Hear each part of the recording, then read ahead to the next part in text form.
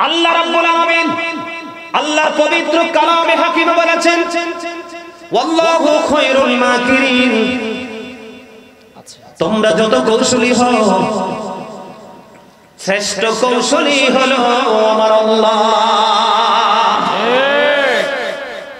এই যে বন্ধু ডক্টর জাফর ইকবাল এবং শাহরিয়ার কবির, ওনাদেরকে আমি বলতে চাই অত্যন্ত শ্রদ্ধার সাথে, বিনয়ের সাথে, এখন সময় আছে তওবা করো।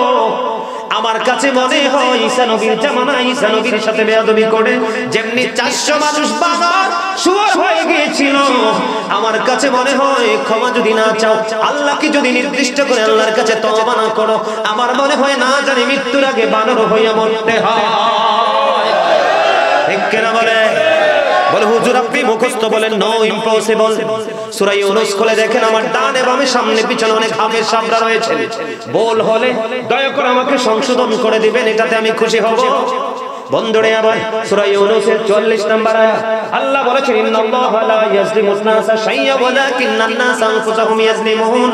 আল্লাহ বলেছেন, আল্লাহ মানুষের উপর অত্যাচার করে না, মানুষ নিজেই নিজের উপর অত্যাচার করে। আল্লাহ রাব্বুল আলামিন বলেছেন, আল্লাহু লা ইউহিব্বুজ জালিমিন। যারা জুলুম করে আল্লাহ তাদেরকে পছন্দ করে না, ভালোবাসে না।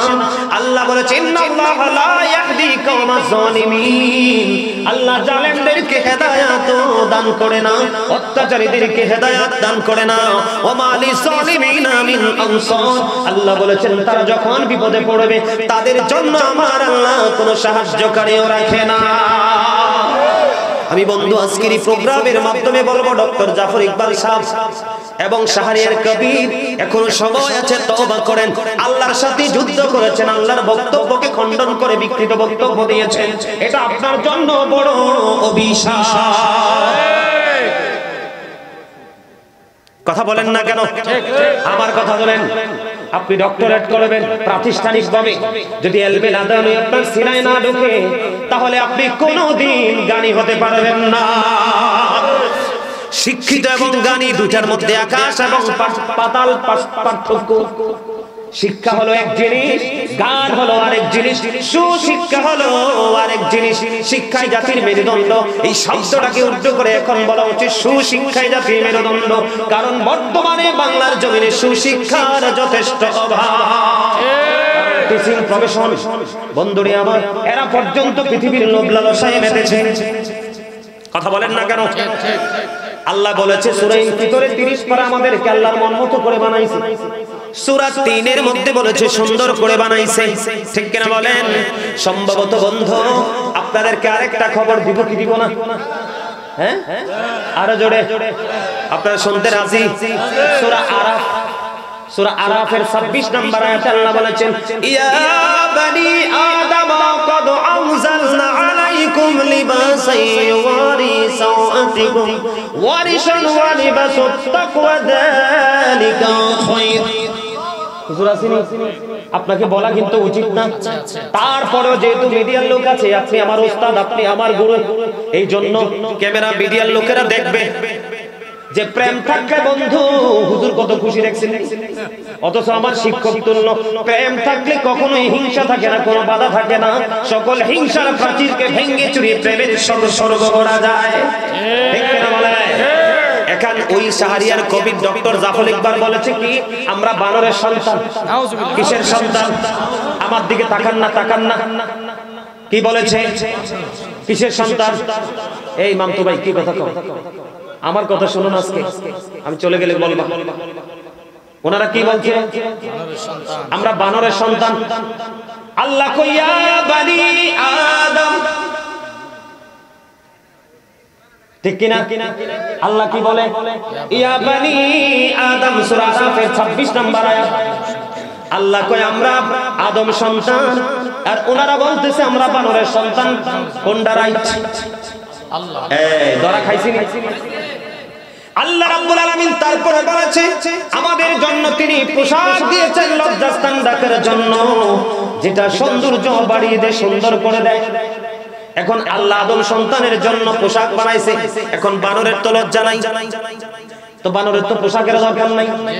আল্লাহ পোশাকের কথা বলছে কার? মানুষের। কার? আদম সন্তানের। কার?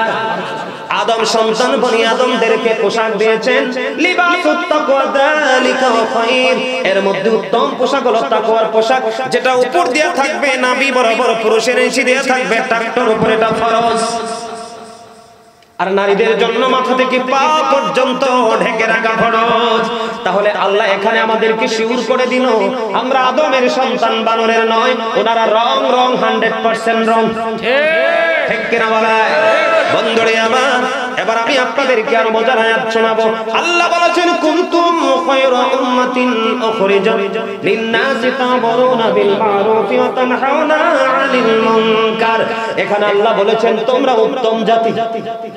কুনতুম খায়রা উম্মাতিন উখরিজাত লিন-নাস বলছে কে? আল্লাহ।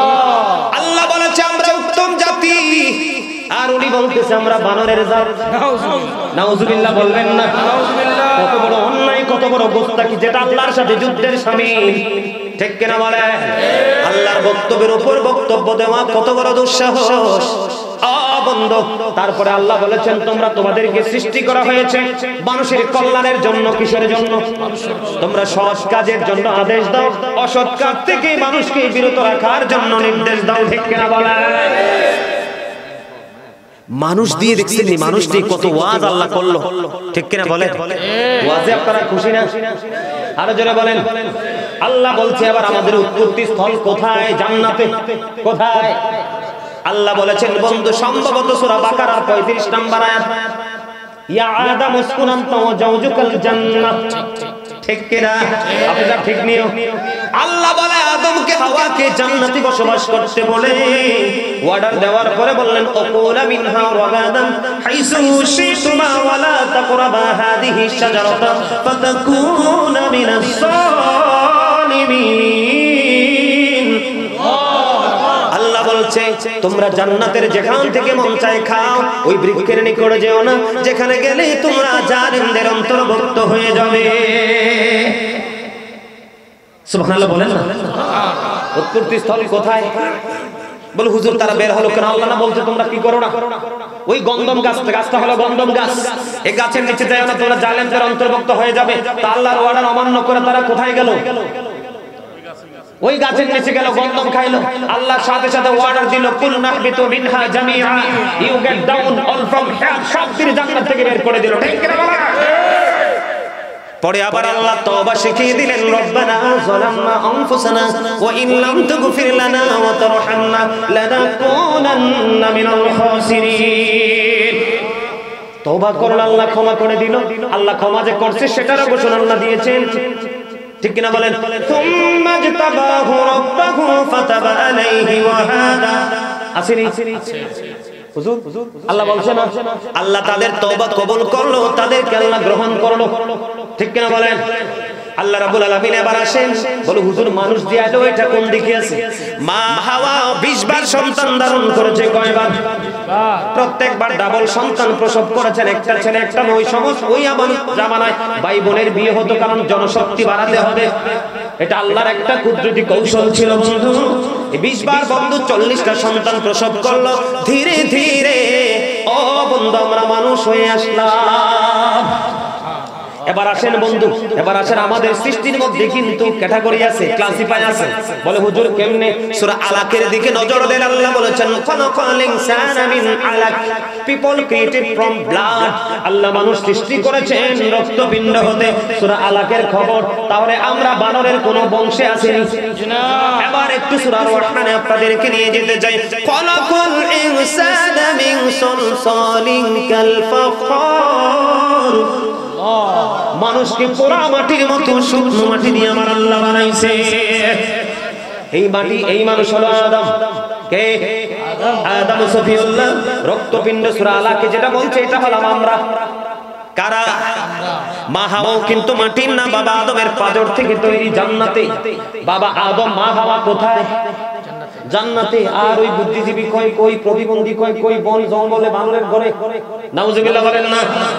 আজকের এই মাহফিল থেকে অত্যন্ত শ্রদ্ধার সাথে বিনয়ের সাথে মাননীয় প্রধানমন্ত্রীকে অনুরোধ করে বলবো, গোটা বাংলাদেশের মুসলমানের ধর্মীয় অনুভূতিতে আঘাত লেগেছে, মানুষের কলিজায় রক্তক্ষরণ হচ্ছে। এই দেশের মানুষ সরকারের ভাবমূর্তি পর্যন্ত নষ্ট করেছে, দেশের ভাবমূর্তি নষ্ট করেছে। এবং ডক্টর দীপুমণি বলেছে, শিক্ষামন্ত্রী তিনি বলেছে এই পাঠ্যপুস্তক চেঞ্জ করা হবে। এখানেও বন্ধু একদিকে মহাখুশি আর একদিকে কষ্ট। বলে হুজুর কেন কষ্ট? কারণ চেঞ্জ করবে মুসলমান খুশি হয়েছি, কষ্ট পেয়েছে এই জায়গায়। এগুলোকে চেঞ্জ করতে আবার কোটি কোটি টাকার প্রয়োজন। এটা রাষ্ট্রের বড় ধরনের একটা ক্ষতি। আমি সরকারকে বলবো এই বুদ্ধি প্রতিবন্ধী দুইটাকে যথাযথভাবে আইনের আওতায় আনা হোক। এই গোটা বাংলার মুসলমানের কলিজা ঠান্ডা হয়ে যাবে। ঠিক কিনা বলে? আপনারা কি আমার পক্ষে না? আরো জোরে সজাগ থাকতে হবে, সচেতন থাকতে হবে। আপনার